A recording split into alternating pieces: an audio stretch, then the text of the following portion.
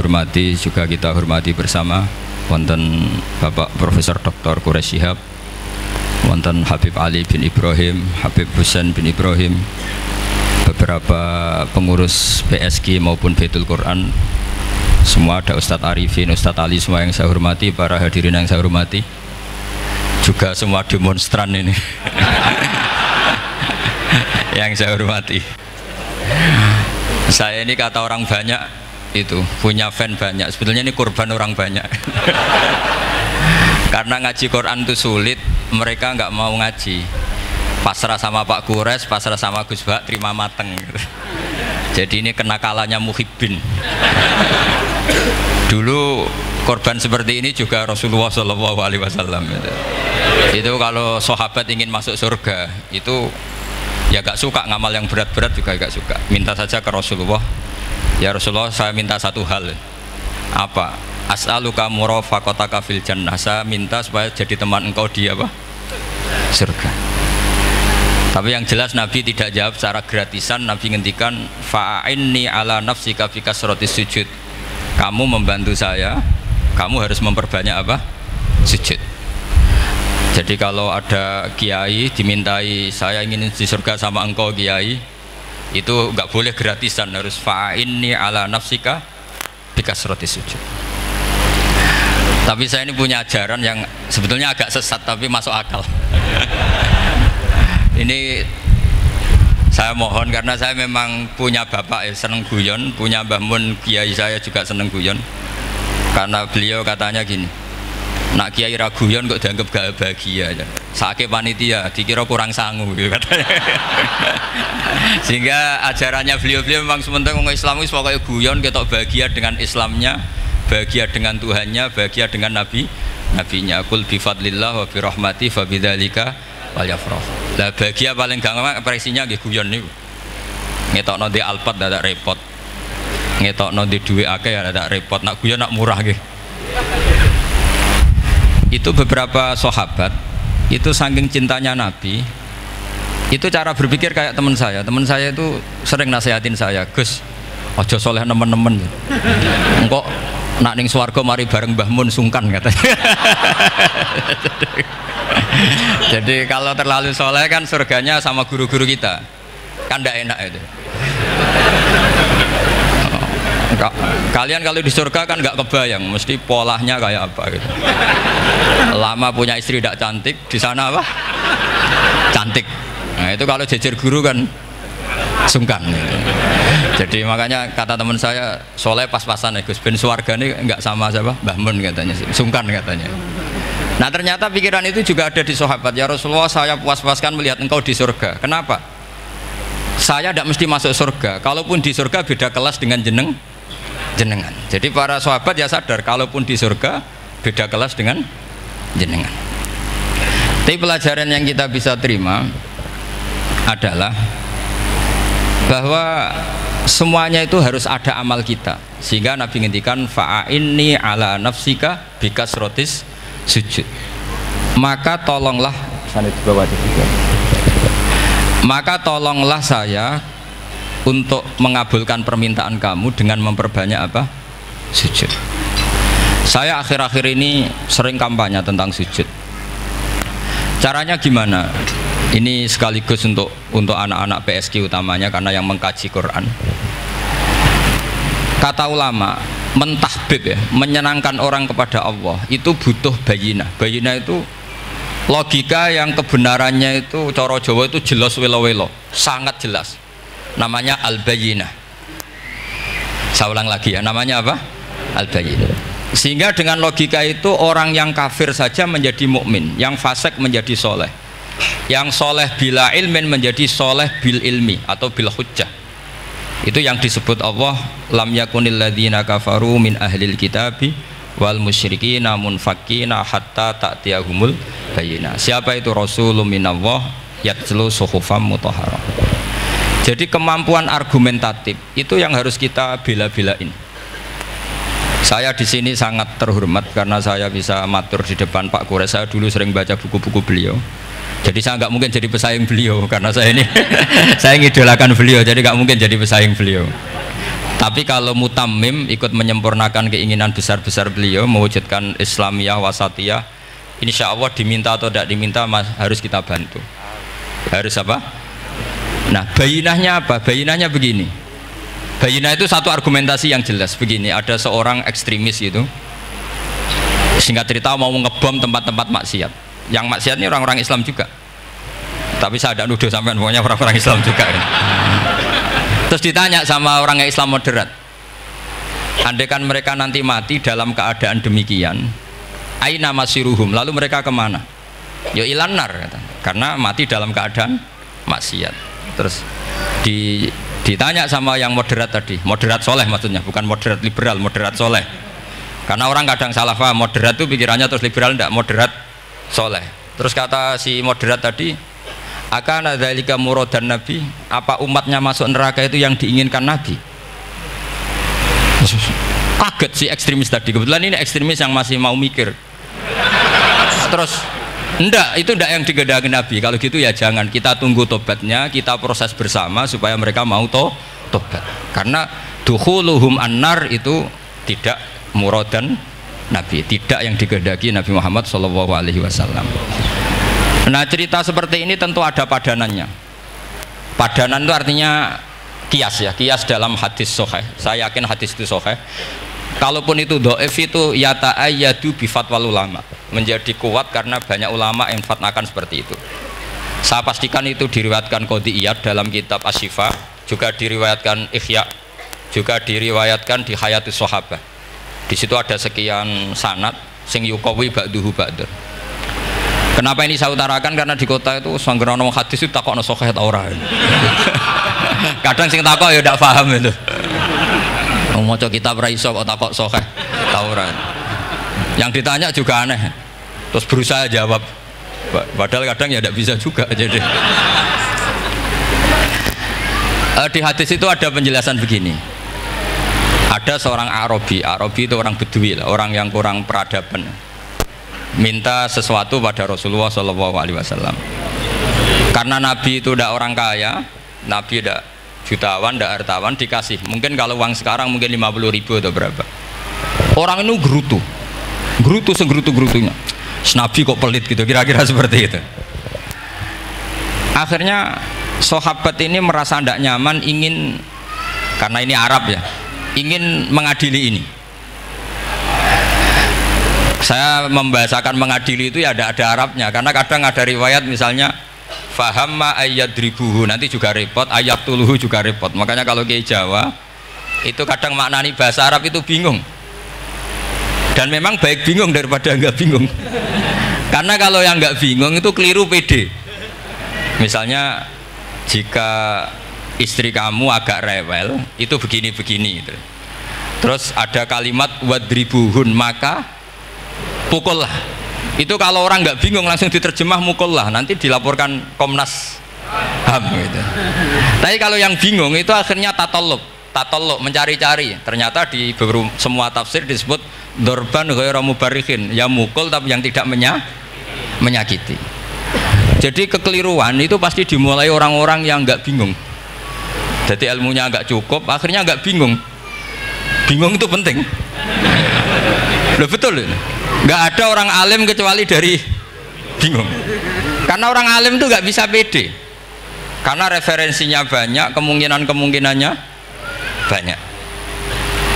Sehingga mesti pikiran pertama kalau ada lafadz ini maknawi apa lafzi, ini mahmul apa enggak, ini mansuh enggak, ini muqayyad mutlak enggak. Ini sekaligus jadi pusat studi Quran, jadi supaya teman-teman memang seperti itu. Kata wadribuhun, maka pukullah. Saya masih ingat betul ketika Pak Quraisyab nulis di Membumikan Al-Quran tentang alak. Itu kalau orang ahli embriologi dimana nih alak segumpal darah itu mesti tertawa-tawa, karena nggak ada dalam proses embriologi orang lewat proses segumpal apa? Darah.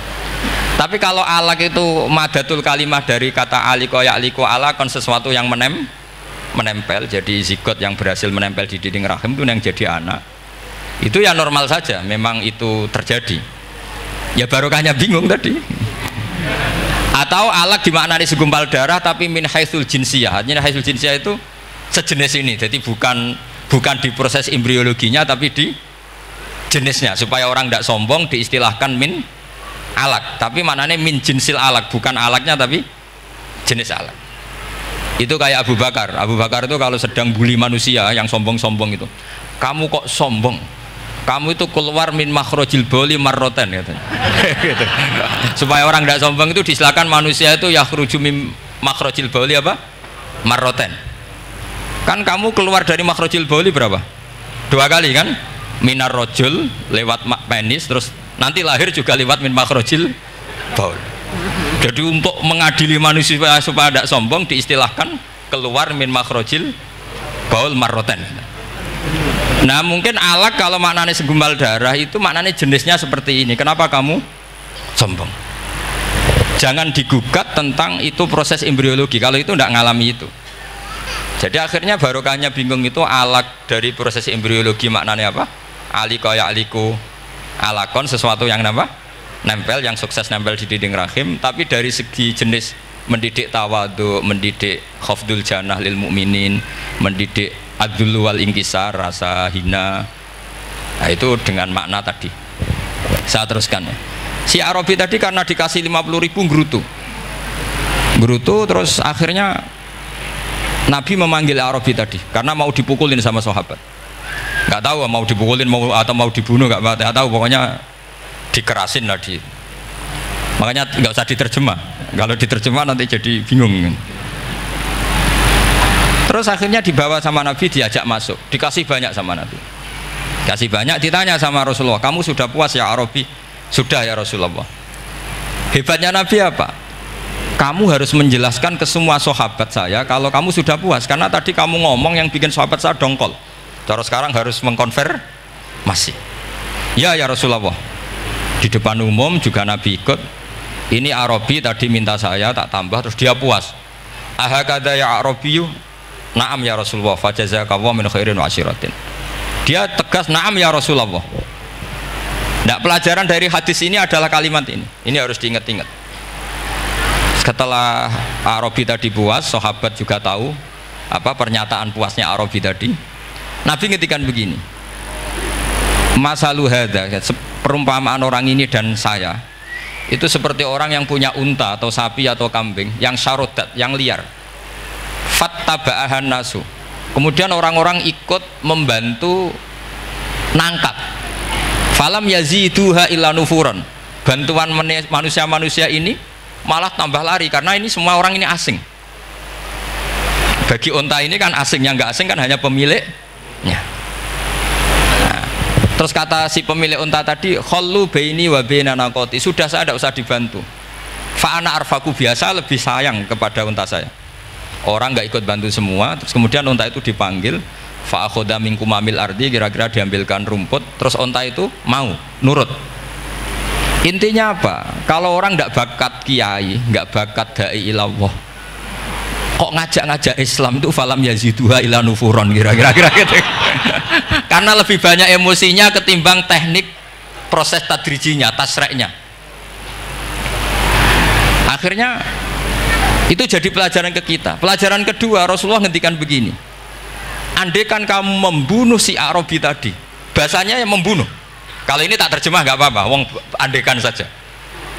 Andaikan kamu membunuh si Arabi tadi dalam keadaan membenci saya, yaitu ngomentari Nabi adalah kikir, maka dakhalan nar, orang ini akan masuk neraka karena dia mati dalam keadaan sakhitan dan Nabi SAW. Dia mati berstatus benci kanjeng.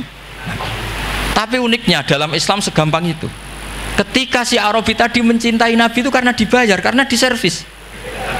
Dan itu cukup loh dalam Islam itu. Mencintainya Nabi itu karena dikasih uang lagi. Akhirnya dia senang Nabi meskipun karena dikasih uang. Tapi jangan diteruskan setelah senang Nabi dibunuh masuk surga, ya tidak usah gitu. Nanti jadi repot tadi. Tapi intinya apa? Islam itu semudah itu. Yang menerima kebenaran karena servis saja diterima sama Allah Subhanahu wa ta'ala. Nah ini di sini pentingnya kiai-kiai yang wasatiyah, yang ceria, yang gampang. Karena kita tidak ingin tanfir. Saya kemarin bikin makalah untuk 100 harinya guru saya Kiai Haji Maimun Zubair, tak beri judul Al-Intisar Limadhabi Syekhina. Itu diantara yang saya tulis adalah Sayyidina Umar itu pernah diprotes sama banyak sahabat, termasuk Abu Bakar, karena Abu Bakar ke Umar ini lewat penunjukan. Kata para sahabat, ya Abu Bakrin, kamu memasrahkan umat ini ke aghladin nas, orang paling kasar, yaitu Umar. Tapi apa? Ketika ada sahabat yang memberanikan diri tanya Sayyidina Umar, namanya Abdurrahman bin Auf, kenapa engkau kasar pada umatnya Rasulullah SAW? Jawabnya Umar itu unik. Fawwah, laqad lintu hatta khasyitu waha fil lain, walaqad istatattu alaihim hatta khasyitu waha fis syiddah, fa ainal makhraj. Saya ketika lunak sama manusia, sebetulnya saya juga takut Allah ketika ngambil sikap lunak, karena lunak itu dianggap pembiaran. Bagi orang yang salah paham, lunak itu dianggap pembiaran. Kamu punya ponakan yang sering pacaran misalnya atau sering nakal, kamu lunak, itu dianggap pembiaran. Pembiaran itu tidak mendidik. Tapi kalau kamu sebagai Pak Lek Pade terkenal keras, ponakamu ya ora tau sowan, itu ya ora iso didik, sama saja. Orang kau berdidik, sowan saja gak berani, ketemu kamu lari gitu. Intinya apa? Terlalu lunak juga ada masalah, yaitu dianggap pembiaran. Terlalu keras juga ada masalah, kan hakikatnya nggak bisa didik. Orang-orang yang terlalu keras sama masyarakat ini kan nggak kau berdidik, karena wong roh wis melayu. Tapi nak terlalu apian, kayak kula ini nyongkomu ya masih tak barno itu. Itu kan ya repot kan. Sehingga ngendikane Sayyidina Umar, fawwah laqad lintu linnas hatta khasyitu wa fillan. Ketika saya ngambil sikap lunak, sebetulnya saya juga punya khasyah, karena dianggap pembiaran. Tapi ketika saya terlalu ekstrim, saya juga takut Allah. Jangan-jangan itu tanfir, menjadikan orang jauh dari orang-orang soleh, karena yang soleh terlalu keras. Fa'inal makhraj, lalu jalan keluarnya gimana? Ya jalan keluarnya tadi, wasatiyah tadi. Jangan lunak yang sampai pembiaran, ya jangan keras sampai orang tanfir. Ukurannya apa? Ya tanya anak-anak PSG nanti nih, karena yang baru mengkaji apa wasatiyah. Jadi saya mohon referensi itu sebanyak-banyaknya, karena terus ada lagi, saya punya cerita, ada seorang wali yang kalau doa itu agak neror Allah, tapi itu kalau nggak wali nggak boleh, harus jadi wali dulu baru boleh. Karena kalau wali itu keliru-keliru itu ya tetap sama Allah dibahasakan isek itu bronto, enaknya kekasihnya Allah kan gitu. Makanya di antara doanya Habib Ali Al-Habsyi Sohibu Simti Duror itu doanya, tapi kamu tidak boleh melakukan doa ini, dosa. Kalau nggak wali dosa. Itu doanya gini, waj'al sayyiati man ahbabta, jadikan kesalahan saya itu kesalahan orang yang kau cintai. Jadi kamane cara Jawa wis kadung disayang, salah-salah wis bener gitu. Jadi waj'al sayyiati man ahbabta. Jadi kalau orang yang sudah super itu salahnya jadi apik, tapi ya tidak salah sampai kayak zina maling, itu parah itu. Ada seorang wali doa di depan Rasulullah itu gini, ya Allah, jenengan punya dua pilihan. Jika jenengan menjadikan saya orang soleh, surra habibuka, maka kekasihmu ini akan senang. Dan yang susah itu musuh kamu, yaitu iblis, musuh engkau. Tapi jika engkau ingin saya ini dolim, jadi orang dolim, yang susah itu kekasihmu, yaitu Nabi Muhammad SAW, yang seneng musuhmu, yaitu iblis. Mau jenengan milih mawon, nyeneng no nyeneng no kekasihmu apa nyeneng no musuhmu gitu. Ya sudah, kan Allah tidak punya pilihan. Mana mungkin Allah ingin menyusahkan kekasihnya, yaitu kanjeng Nabi Muhammad SAW. Sama, semua ulama anda ingin umatnya Nabi matu khinal maksiyah, mati dalam keadaan maka kita berusaha semaksimal mungkin, semoga mereka tobat. Semua Quran itu la'allahum yarji'un, la'allahum yantahun, diharapkan mereka Allah yang Tuhan saja, yang al-ghaniyul mutlak, Allah yang al-jabbar al-qahhar saja, sama orang-orang yang asrafu ala anfusi masih dipanggil-panggil, wa anibu ila rabbikum wa aslimu lah. Allah yang Tuhan saja memanggil yang sedang di luar dipanggil masuk. Masa kita gara-gara soleh yang over, yang sudah di dalam mau dikeluarin? Itu kan apa-apaan itu. Makanya ini pasti tak dukung Islam Wasatiyah. Jadi saya dukung itu bihujjatin, bukan karena saya hormat Pak Kores orang sepuh, itu enggak. memang bihujjatin. Kalau soal dukung karena orang sepuh itu etika namanya apa? Etika. Tentu saya lakukan itu, pasti saya lakukan karena itu etika. Tapi lebih dari itu karena bihujjatin wadihah, bihujjatin bayyinah. Memang logikanya seperti itu. Allah yang Tuhan saja selalu memanggil yang luar dimasukkan ke dalam. Masa yang sudah di dalam dikeluarin? Makanya kitab Ithaf, kitabnya Sayyid Zabidi itu, Sayyid Murtado Az-Zabidi, itu bab takfir, itu beliau ngeritik entek ngamek corong Jawa sampai sekian kuras. Sampai beliau mengutip fa innal imama la ayyukhti afil afi khairun min ayyukhti afil uqubah. Kowe de keputusan salah nyepuro luwih apik timbang salah nyekso. Nyepuro itu salah tetap bener. Tapi nak nyekso bener ora mesti bener. Fa innal imam la ayyukhti afil afi khairun min ayyukhti afil uqubah. Sehingga beliau terus hampir sekian kuras. Coba hadis di Muslim, di Sahih Muslim itu Usamah ya. Kalau di Sahih Muslim itu rawinya disebut Usamah bin Zaid. Tapi di beberapa riwayat ada yang menyebut itu tidak Usamah. Sehingga banyak syarah mengatakan itu ta'addudul waqi'ah. Memang kejadiannya dialami sekian sahabat. Itu ada perang gitu ketika musuhnya terdesak. Padahal musuh ini sudah memotong sekian tangan sahabat, ada yang sudah pernah bacok sahabat. Ketika terdesak dia mengatakan la ilaha illallah Muhammadur. Singkat cerita oleh Usamah tetap ditusuk sampai mati. Tapi sama Rasulullah ketika lapor, kamu membunuh setelah mengucapkan la ilaha illallah ya Usamah? Iya.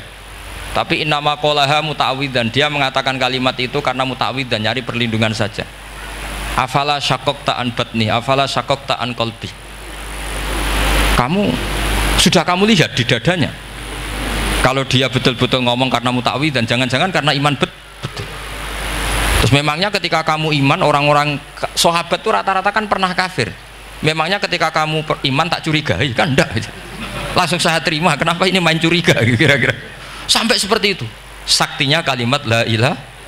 Jadi kalaupun diomongkan mutawidan saja tetap sah, meskipun ngomongnya hanya untuk perlindungan dari apa? Safe, dari pedang.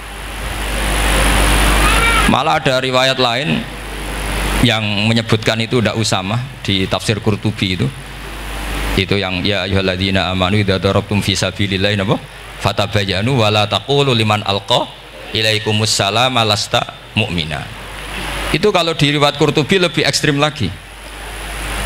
Si orang tadi tidak Usamah, jelas pastikan itu tidak Usamah, ada yang lain tidak Usamah. Itu bantah Nabi. Ya Rasulullah, andaikan belah dadanya orang itu saya belah, apakah kemudian saya tahu apa yang ada di hatinya? Jadi Nabi jadi dibantah. Ya rodok khawarid. Jadi Nabi masih dibantah. Kata Nabi, ya enggak, kamu tetap enggak tahu apa yang ada di hatinya. Loh, terus masalahnya apa? Masalahnya begini, setelah kamu belah dadanya, kamu tetap enggak tahu hatinya kan? Fala anta ta'lamu ma fi qalbi wala anta tusaddiqu ma fi lisani. Jadi kowe udah di wong kacau. Ngerti hatinya yang enggak, percaya lisannya juga enggak. Kan enggak ada hujah yang kamu ambil. Harusnya kata Nabi profesional dong. Nak roh hati ini rujukannya lisan. Lah ini enggak, hatinya kamu enggak tahu, lisannya enggak kamu percaya, langsung kamu pakai itu apa? Seperti saya sama jenengan kan gampang, aku raro niati sampean ngaji api apa raro. Sementing teko nggon ngaji berarti seneng ngaji. Jadi jelas ada yang diambil. Makanya semenjak itu para ulama rata-rata itu hampir semuanya itu Islamnya wasatiyah. Karena ciri khas agama ini adalah wa yad'u ila daris salam. Selalu memanggil-manggil supaya orang masuk. Enggak ada ayat wallahu yukhriju min daris salam, itu enggak ada. Allah mengusir orang min daris, enggak ada. Nah, kalau sampean salahnya orang yang dicintai kayak Nabi Adam, nasib sampean. Nabi Adam itu salah karena makan apa? Sajaratil khuldi. Kata cerita-cerita gitulah. Nanti bisa diperdebatkan. Sajaratil khuldi itu nama larangan, itu nama salah sebetulnya. Nanti tanya Pak Kures, itu kan sebenarnya gini. Istilah khuldin itu bahasa setan. Hal adulluka ala sajaratul khuldi wa mulki la yabla. Jadi iblis itu goda Adam, kamu ingin mangan pohon keabadian. Jadi kalau kita istilahkan sajaratul khuldi berarti mengesahkan istilah yang dipilih setan. Jadi masalah. Makanya saya enggak pokoknya anut-anut umum wong muni sajaratul khuldi ya ikut Syajaratul khuldi, tapi ini sebetulnya bahasa yang dipakai setan. Singkat cerita Nabi Adam itu akhirnya makan tapi tidak banyak, makanya sebagian ayat diredaksikan dzaqo itu ngicipi. Makanya ada akala, berarti zauk juga disebut aklu, tapi aklu yang sedikit disebut zauk atau dzaqo. Nah, ketika makan itu Allah duka, tapi duka be orang yang dicintai, diwarai. Cung Adam, kowe tak warai donga supaya tak sepuro. Jadi kaya anak apa minggat wong disayang, disangoni minggatlah tak sangon. Makanya waj'al sayyiati man ahbabta. Disangoni fatalaqa adamu min rabbih kalimatin fataba alaih. Makanya saya kalau baca ayat itu cek enak, jadi sangoni. Maca iki cung yo engko ben dadi minggat digani HP mbek dhuwit engko nek wis kepen mulai ya semulai. Makanya itu jadi Quran itu luar biasa. Akhirnya Nabi Adam yang benar diusir, tapi sudah bawa bekal, diwarai baik pangeran. Nah ternyata apa? Maksiatu Adam itu maksiatu mu'azzimin, maksiatnya orang yang sangat menghormati Allah. Jadi kalau kamu ingin jadi wali itu pertama harus kamu berstatus al-mu'azzim, al-musabbih. Ternyata kata kuncinya gini, kata tafsir Ibnu Katsir ini, waqo sama huma inni lakuma laminan nasihin. Saya ini kan muridnya Mbah Maimun, muridnya bapak saya. Kan nggak kebayang orang pakai namanya Allah kemudian dusta. Jadi Nabi Adam dirayu setan kayak apa itu nggak pernah tertarik, nggak pernah tertarik. Tapi akhirnya setan bilang, wallahi demi Allah, bahwa saya menyuruh kamu makan buah khut itu laminan nasihin. Wallahi, pakai kata wallahi. Terus Allah ya sudah merevisi larangan itu, sekarang sudah bilang boleh katanya. Nah karena kata pakai wawahi, terus kata Nabi Adam, fawawah wa izzatika ya Rabbi ma dzanantu anna ahadan yahlifu bika kadziban. Ini dawuh Nabi Adam. Adam wis tak kandhani kok ora nurut alasan apa? Terus Adam atau pangeran wa izzatika, demi kehormatanmu ya Allah, fawawahi ma adzunnu anna ahadan yahlifu bika kadziban. Saya tidak pernah ngira ada hambamu, ada makhluk kemudian mencatut nama engkau kemudian dia dusta. Kenapa saya sebut-sebut nanti tadi asmani Mbah Mun? Andai kan saya punya teman biasa bodoni saya, biasa bodoni saya, nipu saya, terus bilang gini, Gus Bah jenengan ditimbali Mbah Mun, dan dia sumpah, kira-kira tak pikir apa ndak? Ndak, pasti saya langsung meskipun ya dibodoni. Karena saking wibawanya Mbah Mun sehingga saya ndak ngecek lagi orang ini bohong apa tidak. Nah, Nabi Adam saking wibawanya Allah di hatinya Nabi Adam, kita disebut wawahi. Allah sekarang ngalalkan itu, sudah tidak pikir panjang, karena dia tidak pernah ngira ada orang mencatat nama Allah kemudian dia dusta. Seperti di dunia santri misalnya ada yang dipanggil Habib Ali, masuk disumpah sih tenang taura. Oh itu mesti teman yang biasa bodoni sampean lah, mesti langsung sangat takutnya kan gitu. Sampean takut istri dibilangi teman, bojomu nelpon, wah langsung ulang. Itu mesti tidak dikonfirmasi lagi itu, saking takutnya itu. Nah Nabi Adam itu seperti itu, saking takzimnya kepada Allah sehingga ketika disebut wawahi, nah itu yang kata kuncinya waqo sama huma inni lakuma laminan nasihin fadallahuma bighur. Itu kalau sampean teliti, ini kesangannya Pak Kures pakai madatul kalimah itu kelihatan. Fadallahuma itu rujuknya ke iblis. Jadi Adam di situ korban terus. Kan waqo sama huma, iblis sumpah ke Adam Hawa. Fadallahuma, iblis menunjukkan Adam Hawa. Sehingga dia dua orang ini maksiat itu semuanya korban. Dia hanya sebagai objek. Kreatornya yaitu iblis. Tapi Nabi Adam sampai tertipu tuh gara-gara tadi. Wa izzatika ya Rabbi ma adzunnu anna ahadan yahlifu bika kadziban. Ketika menyebut nama engkau, saya tidak pernah mengira ada orang menyebut nama engkau kemudian dia dusta. Saya bayangkan orang paling brengsek sekalipun teman saya kalau bilang Gus sampean dipanggil Mbah Mun, tentu tidak saya pikir lagi. Atau di pondok sini, Kang diceluk Habib Ali, ditimbali Habib Ali, sampean konfirmasi apa enggak? Enggak kan? Apalagi ini Allah Subhanahu wa Ta'ala. Jadi uang nek sebakat wali itu begitu. Nah kalau jenis ini kok salah, itu waj'al sayyiati man ahbab. Kanjeng Nabi dalam lahirnya juga pernah salah dalam lahirnya, karena Nabi memberi izin orang-orang munafik gak ikut perang. Salahnya secara fikih adalah kewajiban perang zaman itu, karena zaman itu memang orang-orang kafir juga merangi kita, sehingga kita dibolehkan merangi. Jangan hanya cerita Nabi perang berarti perang syariat jarak gitu. Nabi perang karena diperangi. Jelas ayatnya udzina lilladzina yuqatalun, diberi izin bagi yang ngalami yuqatalun, diperangi baru diberi izin perang. Jangan langsung bangun tidur perang, itu enggak ada ayatnya. Qatilul ladzina yuqatilunakum, merangi yang merangi kamu, wa akhrijuhum ya min haitsu akhrajukum, ngusir yang ngusir kamu. Jadi perang itu akibat bukan sebab. Akhirnya Nabi itu secara fikih itu salah, secara fikih karena memberi izin orang munafik. Tapi Allah ketika sama Rasulullah Muhammad SAW, karena kekasihnya, ngendikannya sudah dimulai afawwahu angka, Muhammad tenang wae wis tak sepuro. Cuma aku takok kena apa kok buka izin. Tapi itu kalimatnya afawwahu dimulai dengan kalimat yang menyenangkan, afawwahu. Jadi ibarat sampean salah sama orang tua, wes sepeda mbok ora pamit itu serapa salah, cuma aku tetap takok alasan apa gitu loh. Tapi bilang wis gak apa-apa Jung, sepeda motor mbok gowo mbok dol iku ora apa-apa, cuma aku takok kena apa. Tapi mukadimahe ora apa-apa sih. Kayak apa Allah sama nabinya. Jadi mengkonfirmasi saja dimulai dengan afawwahu angka lima adin talahum. Wong karwan wong munafik gak ndek ngamal malah mbok ora perang, ya malah ora tau khidmah agama. Jadi makanya terus orang-orang soleh kalau berdoa apa? Waj'al sayyiati man ahbabta, ya Allah jadikan kesalahan saya adalah kesalahan orang yang kau cintai. Nah yang paling dicintai Allah tentu umat Rasulullah Shallallahu Alaihi Wasallam.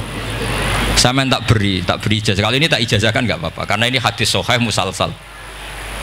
Umatnya Nabi kok gak enak bi, kontrak ebek pangeran sebelum salah itu sudah ada kontrak. Makanya Nabi itu ngendikannya bangga sekali. U'titu khamsan lam yu'tahunna nabiyyun qabli atau ahadun min qabli. Saya diberi 5 hal hadiah sama Allah yang umat sebelumku, nabi sebelumku tidak diberi hadiah itu. Di antara hadiah itu terbesar adalah wa'u'titu khawatima suratil Baqarah. Saya diberi hadiah akhir dari surat Baqarah. Kok ada hadiah gimana? Allah itu sudah naikkan kontrak dengan kita. Kita disuruh doa sama Allah. Rabbana la tu'akhidna in nasina waqta. Ya Allah, suatu saat saya salah, padahal kita pasti salah. Suatu saat Gusti, suatu saat kita salah, jangan kasih sanksi loh. Oke, mau oke. Itu itu kok udah enak gimana? Sebelum kita salah, naikkan kontrak sama Allah dan Rabbana la tu'akhidna in nasina aw akhtana. Ya Allah, jangan jatuhkan sanksi kepada kita jika suatu saat saya lupa atau salah. Qala na'am, Allah jawab, nah. Makanya Nabi senengnya bukan main tentang apa? Saya diberi hadiah akhir surat Baqarah. Tapi sekarang jadi fitnah tadi. Yang kiai NU baca itu dipakai tahlilan. Kadang-kadang yang baca agak paham, yang kritik juga agak paham. Jadi ya sudah, innalillahi wa inna ilaihi raji'un. Sebetulnya itu diabadikan di tahlil itu karena itu surat yang luar. Tapi sebagian yang baca agak paham sehingga ya dingin saja wong enggak paham. Tapi kalau kita yang paham itu luar biasa. Wong belum salah sudah ada perjanjian la tu'akhidna in nasina aw akhtana. Sama Allah dijawab, nah yo umat nak salah orang langsung tak siksa, aman. Maksudnya dintain tobat aja terus salah terus. Kayak apa? Makanya beda. Nabi itu begitu bangganya dengan surat akhir surat apa? Baqarah. Terus tafsir kedua, umat ini adalah umat yang sifat Allah itu selalu aktif dan dua-duanya aktif. Ini perlu saya sampaikan berkali-kali, dua-duanya aktif. Jika orang soleh itu nggak boleh mengadili orang dolim, itu umatnya Rasulullah SAW. Begini logikanya ya. Pernah ada cerita, ada orang soleh sedang sujud, diinjek sama orang fasik, al-asi lah orang fasik. Karena orang soleh ini diinjek, orang soleh, bawaan orang soleh itu ya kadang gampang marah, bawaan orang soleh. Tapi pas marah itu nyatut nama Allah. Fawawahi la yaghfirullahu laka, pakai nama Allah. Ada kan dia bilang asemane kue itu malah gak apa-apa gitu. Karena misoh-misoh sendiri itu kan urusan dia, tapi pakai namanya Allah. Fawawahi la yaghfirullahu laka, Allah tidak akan ngampuni kamu. Itu Allah langsung memberi wahyu ila nabi hada zaman, ke nabinya zaman ini. Allah ngendikan gini, ini yang cerita Rasulullah. Man dzalladzi yata'alla alayya alla aghfira li fulan faqad ghafartu lahu wa ahbattu amalak. Orang itu tak ampuni, yang sujud amalnya tak hilangkan. Kenapa? Allah tersinggung. Wong saya ini bisa aghfir, bisa ngampuni. Kenapa kamu nyifati saya hanya u'adzib? Jadi kira-kira Allah itu tersinggung. Wong sifatku itu yo yaghfir wa yu'adzib, kok ganti yu'adzib tok iku piye? Jadi sifatku kan hilang sitok gitu. Paham ya? Jadi kalau kamu melihat orang-orang maksiat, pikiran kamu Allah yu'adzibuhum itu enggak fair. Bisa saja Allah yaghfiru lahum. Tapi kamu milih sitok tok, yaitu sifat yu'adzib, itu enggak fair. Harusnya ya yaghfiru liman yasha wa yu'adzibu man yasha. Tapi orang soleh ini wallahu la yaghfiru wallahu laka, itu Allah tersinggung. Kenapa tersinggung? Karena Allah hanya disifati yu'adzib, bukan disifati yaghfir. Padahal Allah bisa yu'adzib, bisa yaghfir. Sehingga Wahsy ketika seperti itu, dia qatilu ahabbin nas ila Rasulullah, yaitu Wahsy adalah qatilu Hamzah. Ketika Nabi da'a alaihi, tidak usah diterjemah, itu sama Allah malah Wahsy dikasih taubat. Bahkan turun ayat laisa laka minal amri syai'un aw yatuba alaihim aw. Jadi kita melihat ahlul maksiat, oke, kita tidak cocok dengan mereka, tapi tidak cocok tetap berharap mereka tobat. Kita tarbiyah, karena kita tidak boleh nyifati Allah yu'adzibuhum qatan. Mungkin ramelok dadi pangeran kok muni qatan. Isa wae Allah yaghfiru lahum.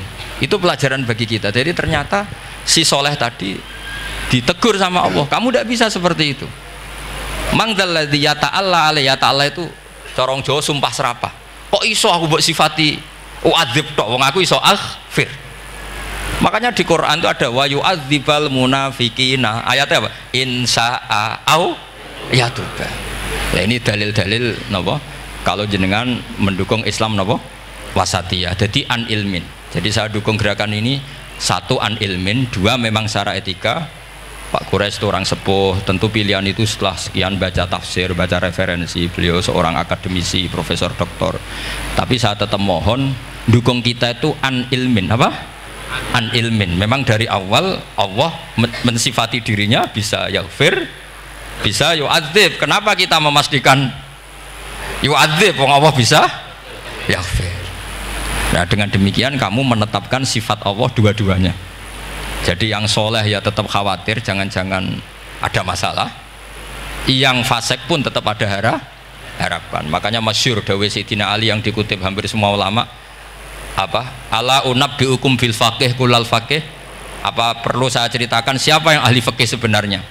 Apa kata Sayyidina Ali? Sebagian orang malah memarfukan ini ke Rasulullah Shallallahu Alaihi Wasallam. Kalaupun ini tidak hadis marfu, dawuh Sayyidina Ali pasti tercermin dari keinginan Rasulullah Shallallahu Alaihi Wasallam. Ketika Nabi ditanya siapa itu al-faqih kul al-faqih atau Sayyidina Ali, malam yuknitin nas min rahmatillah walam yu'amminhum min makrillah. Apapun kondisinya orang, jangan putus asakan dari rahmatnya Allah. Sehingga Nabi itu pernah sangat serius ngadepi orang-orang fasik, tapi setelah dimultazam sama Allah ditegur, kalau kamu begitu rahmat saya, kata Allah, kamu batasi. Semenjak itu Nabi terus rileks. Dan Nabi kalau ibadah itu mesti milih yang paling gampang. Ma khayyara Rasulullah sallallahu alaihi wasallam amroini ilakhtara napa? Aisarahuma, pasti milih yang paling gampang. Termasuk Nabi unik itu tofa rogiban. Semua sahabat itu tofu musyatan, semua tawaf secara jalan. Tapi Nabi tofa rogiban. Sehingga kata ulama-ulama usul fikih, afdol mana? Ya afdol tawaf secara jalan, karena al ajur bi qadrit ta'ab. Tapi untuk Nabi itu afdol tofa rogiban. Kenapa? Karena Nabi adalah muallimul ummah, pengajar umat. Kalau Nabi tidak tofa rogiban, maka orang akan bilang syarat sahnya tawaf harus jalan. Barokahnya Nabi naik unta, orang mengesahkan tawaf secara rogiban.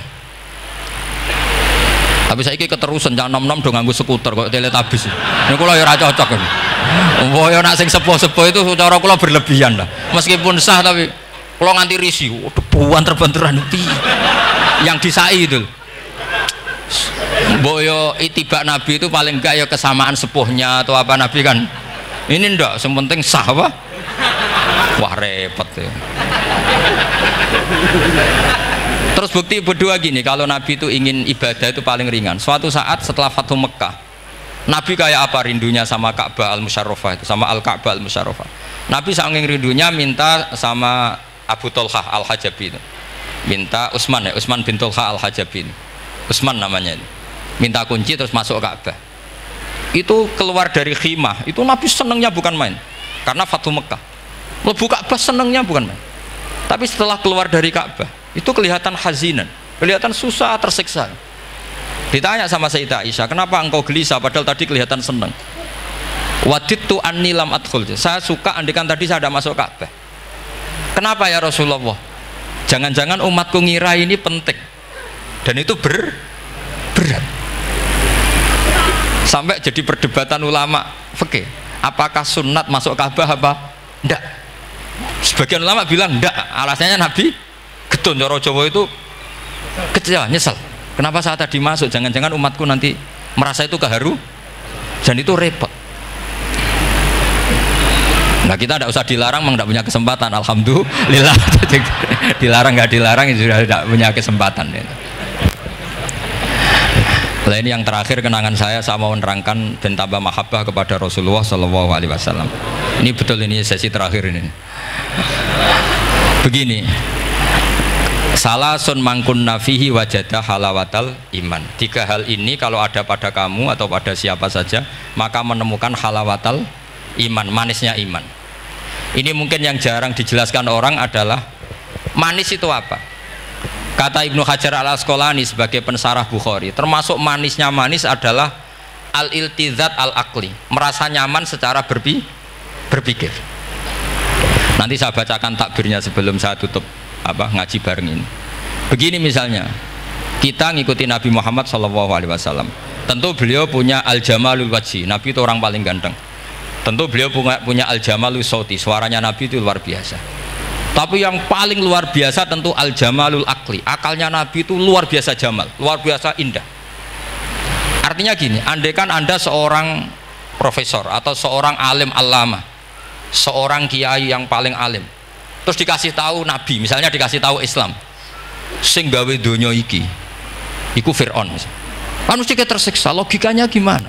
Wong Fir'aun lahirnya di bumi kok bikin bumi, kan dulu buminya timbang. Mesti ra iso turu sampe. Iki ajaran nopo ra iso turu. Tapi ajaran ini mengatakan sing gawe alam raya ini Allah. Allah itu awal, Allah itu qadim. Kan terus iso turu, wis adone lah. Nek sing gawe luwih dhisik. Paham ya? Terus sing gawe ku ala kulli syai'in qadir, wis adone lah, jenenge gawe alam mesti ala kulli syai'in qadir. Nah terus misalnya diajak paham ateis, alam ini ndak ada, kemudian ada, penciptanya apa? Ya ketiadaan. Oh ora iso turu sampean. Bagaimana mungkin al-adam yakhluqu maujudan, alam yang maujud diciptakan oleh Adam? Oh ora iso turu sampean. Itu kata Ibnu Hajar Al-Asqalani, halawatul iman itu adalah ibaratun anil iltizat al-akli. Halawatul iman dan ibaratun anil iltizat, agama ini nyaman secara akal. Kita disuruh menuhankan zat yang sifatnya itu luar biasa. Allah adalah qadim, tentu pencipta lebih dulu timbang yang diciptakan. Kan enak, keren kan? Terus alam yang maujudat, hadhil maujudat khalaqaha wajibul wujud. Ini maujudat diciptakan zat yang super wujud, yaitu wajibul, kan iso turu sampean. Oke, masuk akal. Nah, misalnya itu sampean dikabari hadil maujudat khalaqahal adam. Ini maujudat diciptakan ketiadaan. Mesti kalian mikir iki waras ta ora sing ngene iki. Ya itu. Jadi apa? Kita halawatul iman itu usahakan maknanya sampai ngalami al-iltizat al-aqli, apa? Al-iltizat. Saya baca takbirnya saja, ini di kitab saya Fathul Bari.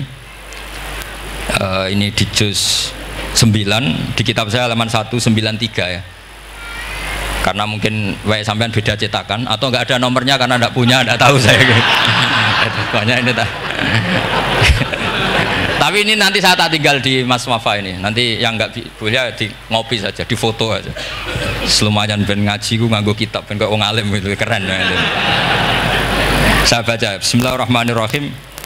Halawatul iman. Beliau ngendikan wa yaltadzu bidzalika iltizazan aqliyan. Jadi orang merasa nyaman secara iltizazan aqliyan, akalnya merasa nyaman. Idzil iltizat al-aqliyu idrakuma huwa kamalun wa khairun min haitsu huwa kadzalik. Jadi beliau mencontohkan gini, kamu disuruh minum obat. Beliau contohnya itu kamu disuruh minum obat. Tentu secara watak kamu tidak senang karena obat itu pahit.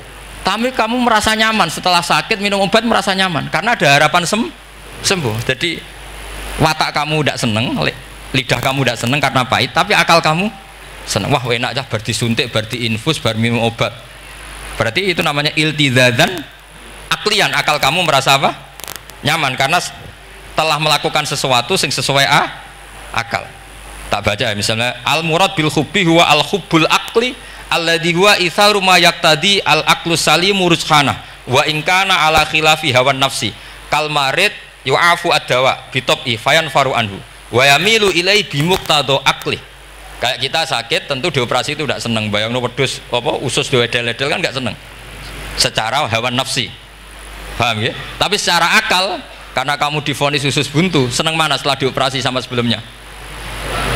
Lah senang dioperasi itu namanya al-iltizat al-aqli. Ini kata Ibnu Hajar al-Asqalani. Wal aqlu yaqtadi rujhana janibi dzalik. Nah, terus saya teruskan.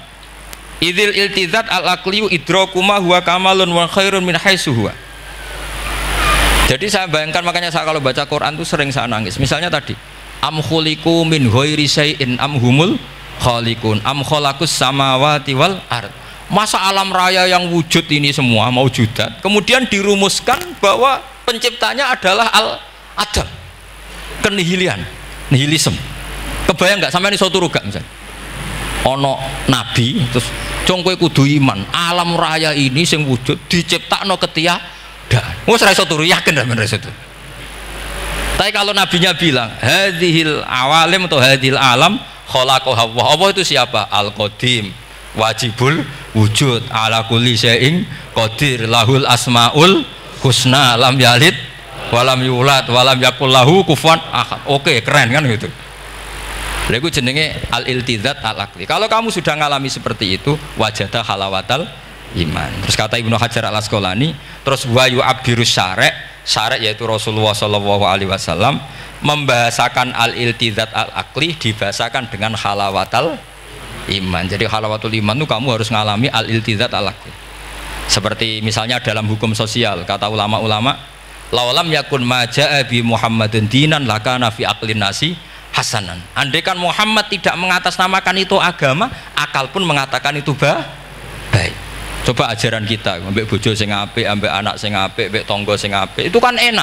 Coba kalau ajarannya gini, bojo taboki wae kesuwen, kan bingung, iki ajaran apa kan kaget. Ambek tangga, oh sing kondel, gak ngono tidak kon. Oh, iku ajarane nabi apa ajarane ekstremis kan bingung.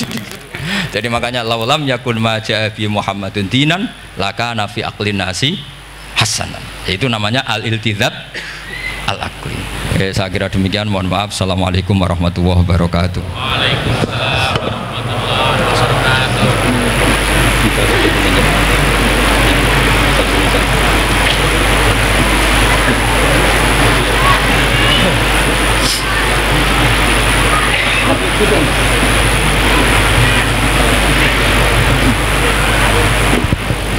Bismillahirrahmanirrahim. Nahmaduka ya ghafur ya syakur, shalli wa sallim ala sayyidina Muhammad wa sahbihi wa barik wa sallim asma'in.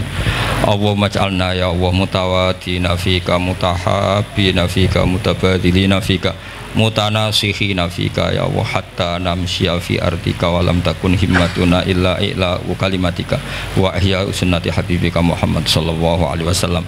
A'inna ya Allah la dzikrika wa syukrika wa husni ibadatik waj'alna ya Allah mu'afin min kulli bala'id dunya wal akhirah. Ij'alna ya Allah minal ladzina ya Allah syahaduka wa amanu bi rasulika Muhammad wa nasaru syari'atakal ulya al mahabbatal bayda lailuha kana ahya.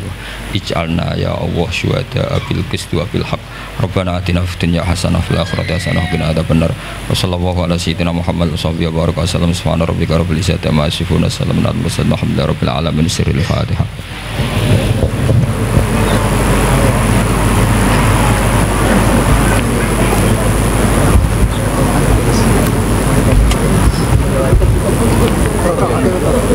Oke.